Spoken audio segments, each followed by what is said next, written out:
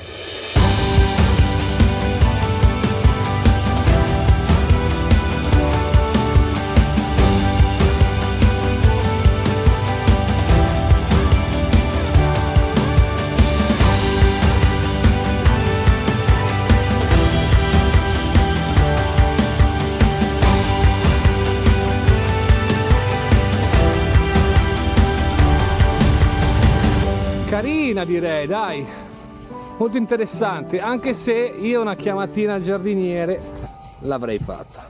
Questi siti vanno tenuti proprio con la massima delicatezza, proprio come ho fatto io, che sono andato sopra e ci ho camminato. Ma vabbè, ragazzi, tappa numero 2, entriamo nell'Osi Le Prigionette e da lì ci sarà la chicca del giorno che ci porterà alla vera e seconda destinazione del giorno. Vamonos!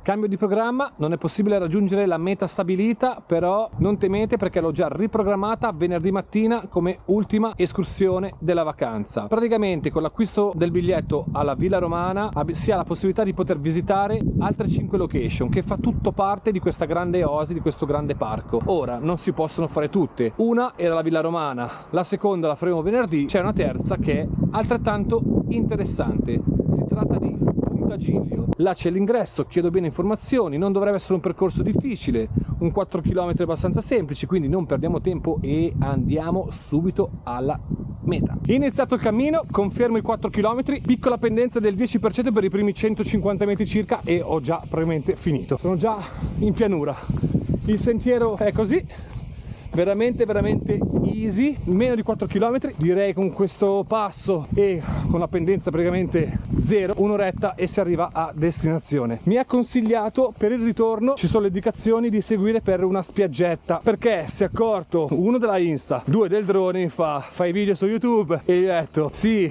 e lui si è anche già iscritto quindi lo ringrazio e fa devi passare a quella spiaggetta lì perché assolutamente merita un sacco e io accolgo con vero piacere il suo consiglio e vai con l'avventura!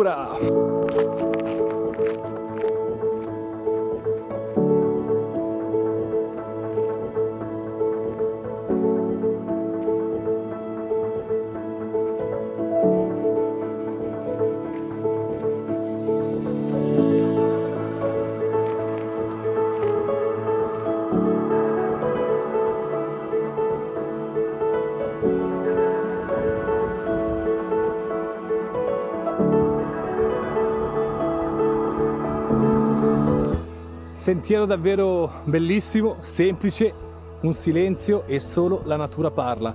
Mi piace un sacco, davvero impegnativo pari a 0. 30 minuti alla destinazione, continuiamo.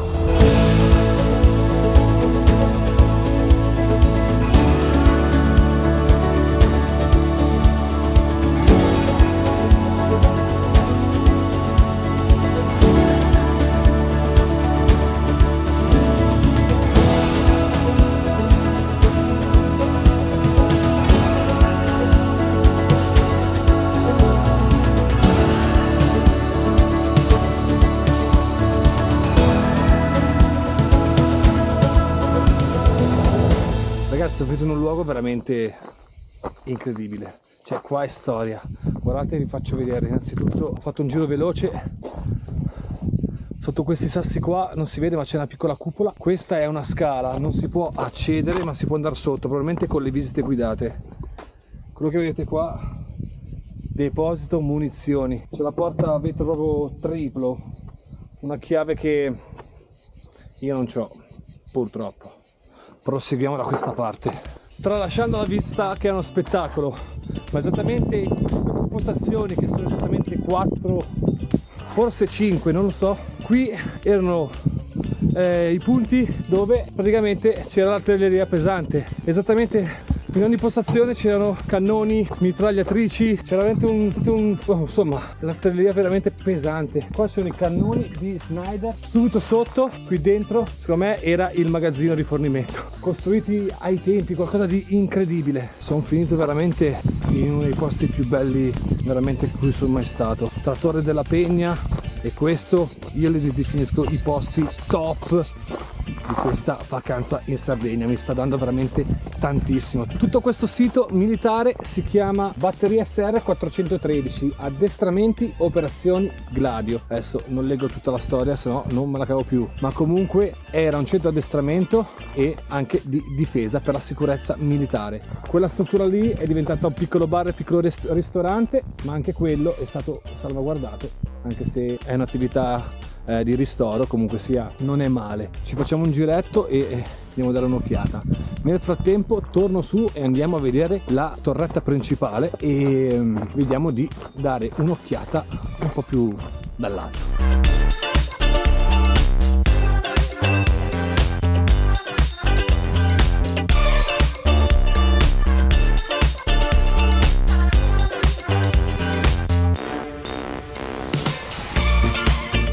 Costiere della Sardegna, entriamo.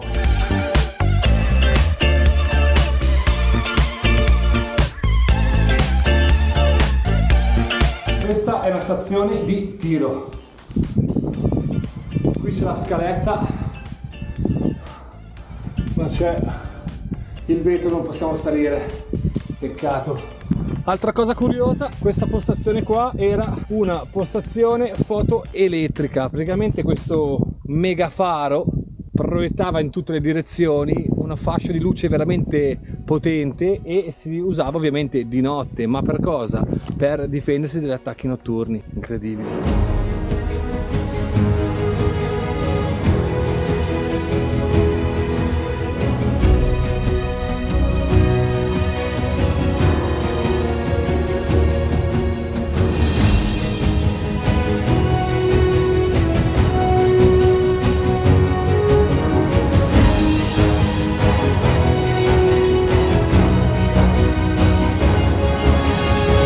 Come ho già detto prima, lo stabile questo qua, quello più grosso, è diventato un'area di ristoro e ai tempi era la caserma. Andiamo dentro a fare un giro perché sono un paio di cosette che vorrei farvi vedere. E vinceremo, dipinto veramente spettacolare.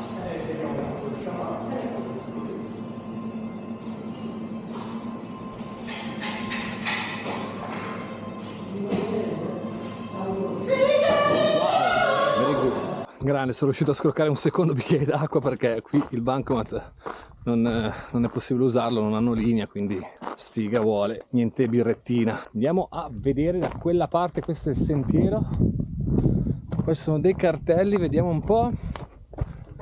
Ok, Silabra Massa Mare e poi c'è uscita area protetta, un'oretta di cammino ovviamente al ritorno, ma lo faremo in molto meno noi, dai!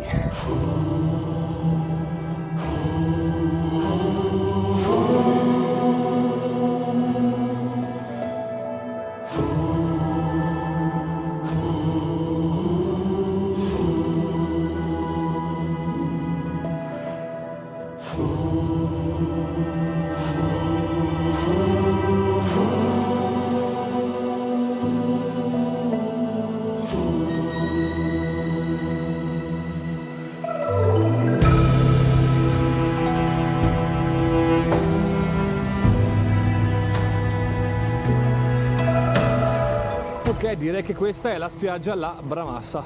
direi molto wild, molto rocciosa, da scarpette da scogli. Direi proprio di sì, ma la caletta è veramente bella, l'acqua è pazzesca, anche se non lo vedete voi sicuramente dal video, ma è veramente bella. Che posto. Da stare qua, piazzarci la tendina, buonanotte, svegliarsi la mattina, oh guardate da questa parte, wow, qua è ancora bello, anzi di qua è ancora meglio. Spettacolo, da sta parte è ancora più bella. Che voglia di farmi un bagno. Ok, credo che la spiaggia sia realmente questa, poi comunque c'è tutto il contesto, ma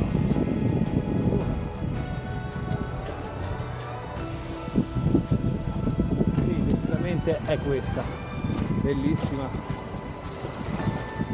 Si vede sempre da scarpette da scogli, ma tanta roba.